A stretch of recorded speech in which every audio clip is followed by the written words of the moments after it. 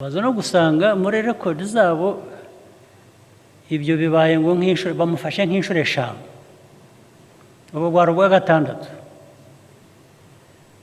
Ibi ngibi babona imodoka mu nzira igende kubita hirya kubita hino, amahirwe agira ngira ngo ntabwo ari umuntu, ariko niyo maherezo. Ni amakuru twari twumvise yuko waba weguye ku mwanya w'ubudepite, nibyo? Yego nibyo. Neguye ku mwanya w'ubudepite mpamvu zanjye bwite. Ku mpamvu zawe bwite? Iyo habaye ibiganiro kibanza nta namwe wacu tuyoboka ntawe murabibona murabizi mugaceceka. Uruhare rw'itangazamakuru mu iterambere ry'igihugu ntabwo akenshi iteko rivuga ngo Captain Ibrahim Traore ukuriye agatsiko ka gisirikare. Gamariel Mbonimana, umudepite uherutse kuvugwaho na Perezida Paul Kagame ko yafashwa atwaye imodoka yasinze, yamaze gushyikiriza inteko ishinga amategeko ibaruwa y'ubwegure bwe. Kuwa gatanu tariki ya 11 z'uku kwezi nibwo Depite Mbonimana yafashwa atwaye imodoka yasinze. Bukeye bwaho Perezida Kagame yatangarije abari bitabiriye ihuriro rya Unity Club Intwara Rumuri ko uwo mudepite yafashwe inshuro nyinshi yasinze, ariko kubera ubudahangarwa ahabwa n'amategeko ko atigeze akurikiranwa. Mbere yo kumva amajwi ya Depite Mbonimana w'ishyaka PL n'icyo avuga ku byatangajwe n'umukuru w'igihugu ndetse no kuba yeguye kubera kuvugwaho iyo myitwarire y'ubusinzi, reka tubanze tukurikire Perezida Paul Kagame uko yabigarutseho. Ejo noze nsoma reports za buri munsi zose za polisi za hano mu mujyi n'ahandi. Hari report naraye nsomye, ariko abapolisi nabo nari bamereye nabi. Bakoze report y'umuntu bafashe ni member wa parliament yacu, bafashe yanyoye, bampimye igipimo cyari kigiye guturika kubera alcohol yanyoye. Hanyuma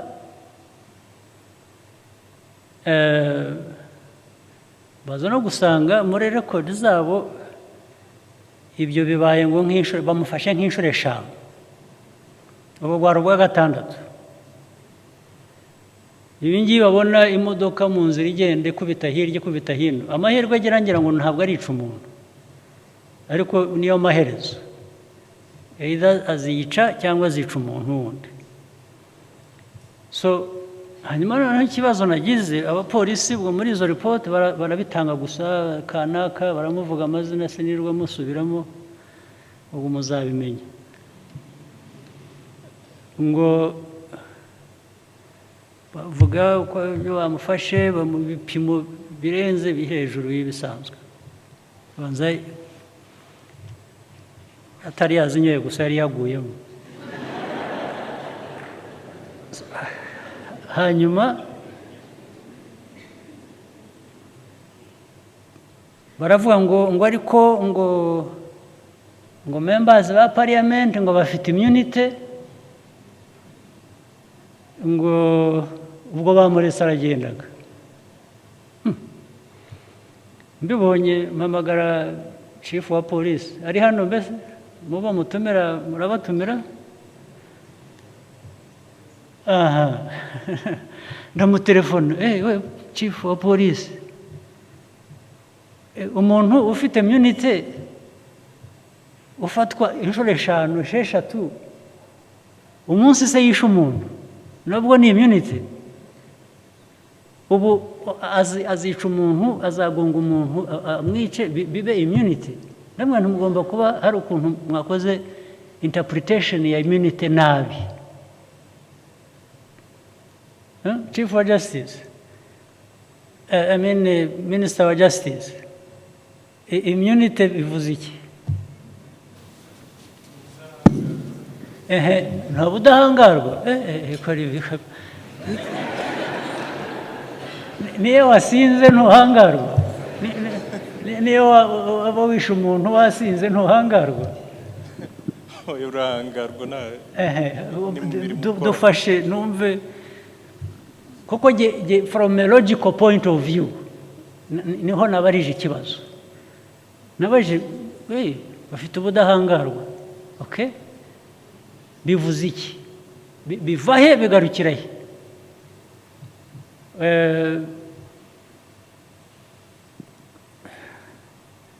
tusobanurire immunity bivuze iki kuko hari ibyo nagerageje kumubwira ndagira ngo numve ko ari byo namubwiye nticyambere nge ndi umupolisi nkoresheje amategeko ariko nkakoresha na logic niba afite ubudahangarwa icyo bivuze ntabwo mufata ngo mushyire muri prison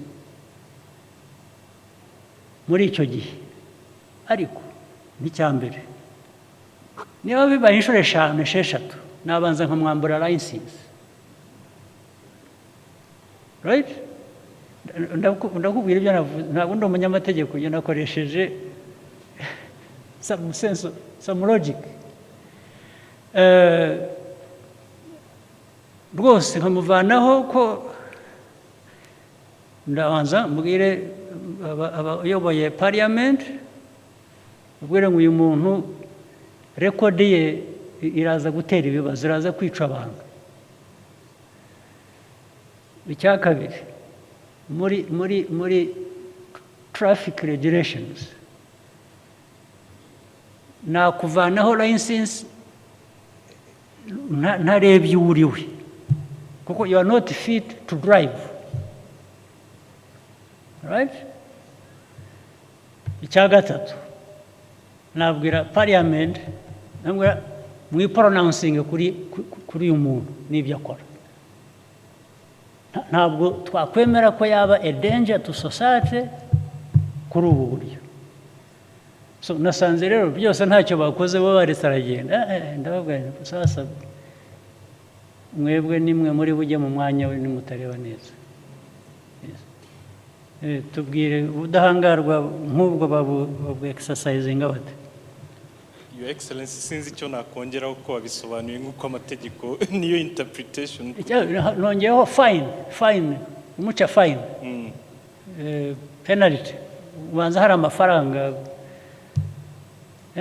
afite na immunity y'amafaranga kutishyura oya so nagira ngo ramenye aho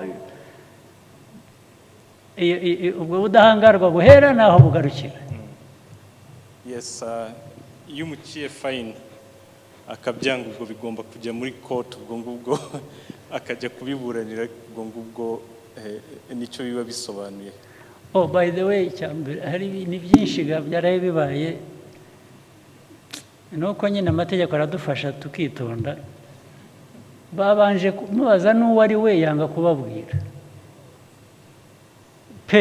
abaye intambara yanga kubabwira mbaza polisi none se icyo gihe nta immunity afite kuko ntabwo ndamenya uwo ari we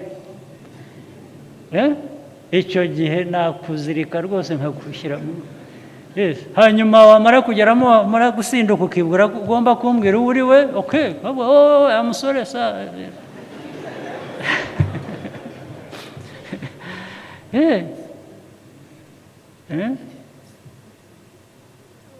urumva so enforcement nayo irimo confusion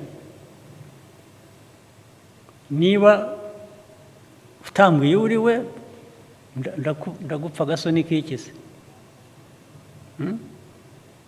actually niyo naba nkuzi ariko wanze kunyibwira I would pretend ko ntakuzi nkabanza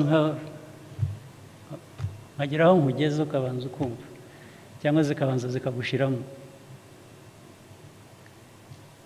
so ubwo in my policing world yagenda gute Your Excellency wabisobanuye ubanza ugakiza iyo danger y'umuntu wanyoye akarenza urugero ko ntabwo wamwemera ko akomeza kubera ngo afite ubudahangarwa ukanamubwira politely akava mu modoka kugira ngo adakomeza ataza guteza ibindi bibazo nk'ibyo mwavuze byo kwica abantu hanyuma biba byarabaye kenshi byaye byose hari process yo kumuvanaho ubwo budahangarwa ukayikurikiza iyo parliament byanze ubwo nayo bifite ibibazo niyo umuntu amaze gufatwa gatanu bakaba bumva batamuvanaho ubudahangarwa kugira ngo akurikiranwe mu nkiko so uko wari wabikemuye niko amategeko abikora. Yes, police chief ngo namubwiye ubwo ikibazo kindi rero ni iki cyanyu. Ubwo polisi yananiwe gukora ibyo yaguye gukora, ubwo bagiye gukora ibyo nababwiye. By the way, niyo byaba atari byo nakoresheje gusa, baragenda bakora ibyo, byaba bibiri byo, byaba bitari byo, baraniwe bati ni perezida wadutumye. Kandi bakwiye kuba bakora akazi kabo, bakwiye kuba banakumva bazi icyo bakora icyo. Byaje kurangira rero uyu mudepite yeguye. Amakuru aravuga ko ibaruwa y'ubwegure bw'uyu mudepite yanditswe ku wa gatanu, ariko yashyikirijwe inteko ishinga amategeko mu gitondo cyo kuri uyu wa mbere. Depite Mbonimana Gamariel amaze kubwira ikinyamakuru Umuseke ko nta cyaratangira kuvuga kuri aya makuru y'ubusinzi akekwaho, ariko yemeza ko yamaze kwegura kuri uwo mwanya. Mu kiganiro kigufi yagiranye n'umunyamakuru Umuseke yagize ati: Allo, Yego. mwamutse neza. Yego, nitwa Raymond, umunyamakuru ku Museke. Yego. Ni amakuru twari twumvise yuko waba weguye ku mwanya w'ubudepite, nibyo? Yego nibyo. Yeguye ku mwanya w'ubudepite mpamvu zanjye bwite. Ku mpamvu zawe bwite? Nta mpamvu igaragara wenda mwagaragaza, wenda hari amakuru yavuga ko wavuzweho imyitwarire itari myiza, akaba ariyo mpamvu wenda Ayo makuru nta kintu zatangira kuyavugaho. Yego. Ibiba ngombwa nayo nzayavugaho, ariko ubu ngubu ibyo mvugaho ni ibyo ngibyo. Murakoze cyane.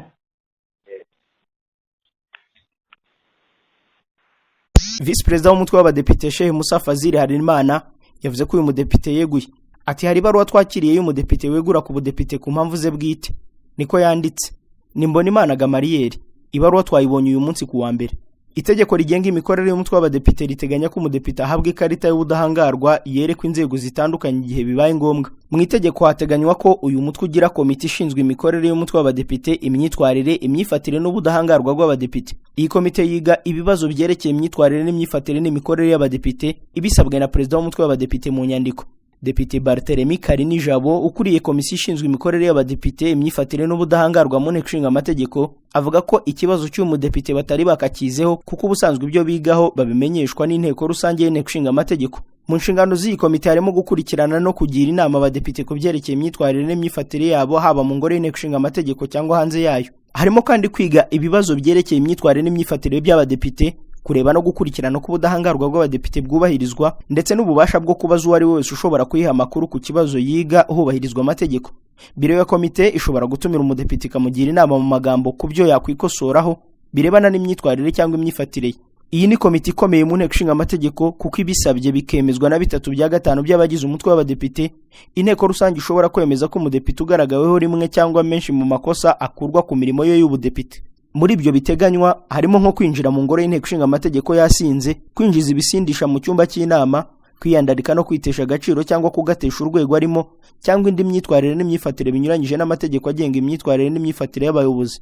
Depite Gamariel Mbonimana yavutse tariki ya 15 z'ukwa 10 mu 1980. Afite impamyabumenyi y'ikirenga PhD mu bijyanye n'imicungire y'uburezi. Abarizwa mu ishyaka rya PL. Yabaye umudepite mu kwa 9 kwa 2018. Mbere yaho yabaye umwarimu mukuru n'umushakashatsi muri kaminuza ya Kigali.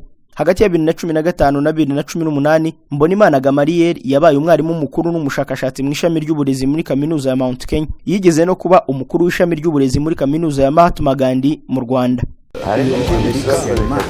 iyo habaye ibiganiro ikibanza nta namwe wacu twibuka ntabwo murabibona, murabizi, mugaceceka. Uruhare rw'itangazamakuru mu iterambere ry'igihugu ntabwo akenshi teko rivuga ngo Kapiteni Ibrahim Traore ukuriye agatsiko ka gisirikare